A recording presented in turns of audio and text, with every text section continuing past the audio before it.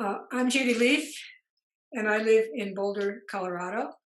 I'm a mother, I'm a grandmother, and like so many people, like everybody, I've had my own losses and my own opportunities to say goodbye and to reawaken my appreciation for every moment of this amazing life. To begin with, take a comfortable seat and rest simply. Go very slowly. Take a few deep breaths in and out. Spend a bit of time just to relax and settle yourself, coming into more of a present moment experience. What is really happening to you here and now? So once you feel a little bit more settled, once you've, whatever the racing thoughts and projects and concerns and obligations of life that swirl around are settled a little bit, letting the dust settle, you could say, then bring to mind a personal loss. This could be the recent death of a friend or relative or loved one, but it also could be a loss you've been carrying as a burden for a long time. Well, not something you've read about or something at a distance or abstract, but something personal, a person or experience or aspect of your life. So once you bring to mind, see what comes up for you. Then start with your body and your immediate somatic experience.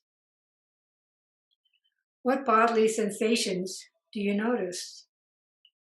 Do you feel grounded, spacey, tight, hollow, full, edgy, dull, squirmy? What do you notice? Just your simple, immediate bodily experience. Don't interpret, just feel. What is your body saying to you right now?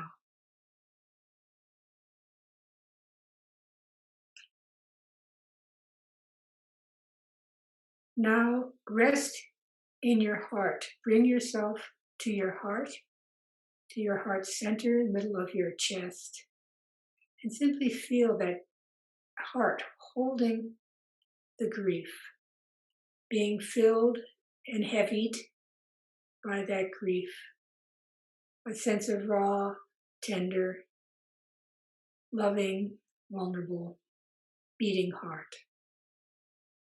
And rest with that.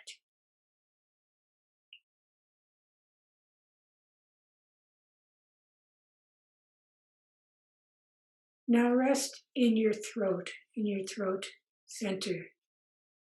So often the throat is so connected with grief, and it wells up and tightens and has a kind of ache that can arise when we're about to cry or when we're shocked or have a sense of loss. There's a sense of the throat holding so much of experience for us so kindly. Notice where your grief is being held in your body. It could be other places, like in your stomach and the neural plexus in your abdomen. That also is so much of a holder of deep feelings, such as grief. Your heart, your throat, your stomach, they all hold something. They are processing something. Without words, without direction, naturally your body knows. So having scanned or related or sensed or felt what your body is telling you, then direct your attention to what emotions are arising.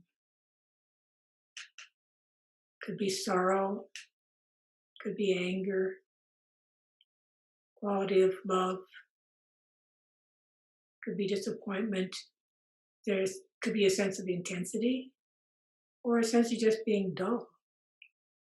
Just note what emotions are arising for you. Don't be embarrassed or afraid to feel whatever you're feeling. Don't beat yourself up or you think you should feel in one way versus another way. Just feel. Let your emotions manifest. Welcome them.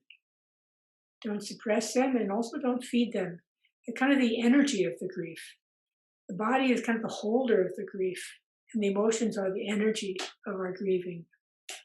And they change. They're always changing, like everything, like life itself. Be gentle.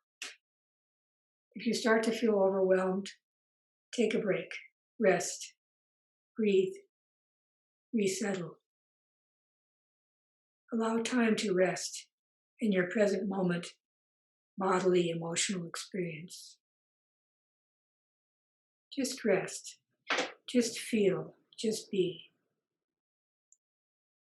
Let grief do its work. Let it heal you. Don't push. Don't be impatient. Let yourself grieve. Process this change in your life. Let it teach you.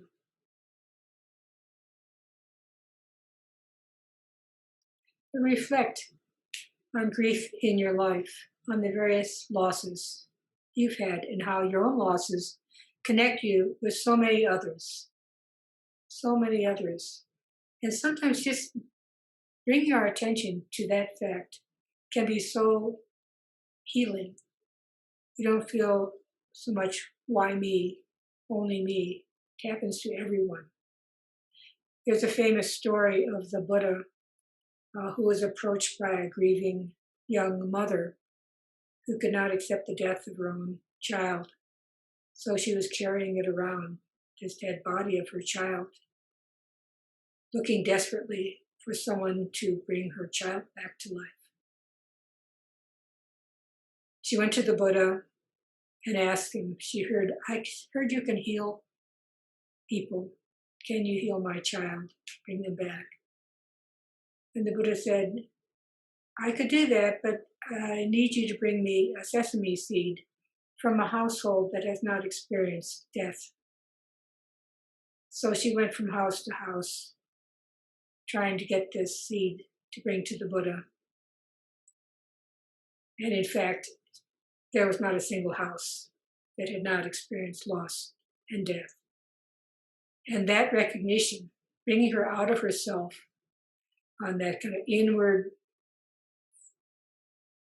rumination, is what began to liberate her and lighten the burden of her grief. It's hard to accept change. It's hard to say goodbye. But when you stop fighting the inevitability of loss and change, a new and deeper love and appreciation is possible. We no longer take our friends, our loved ones, or our life altogether for granted.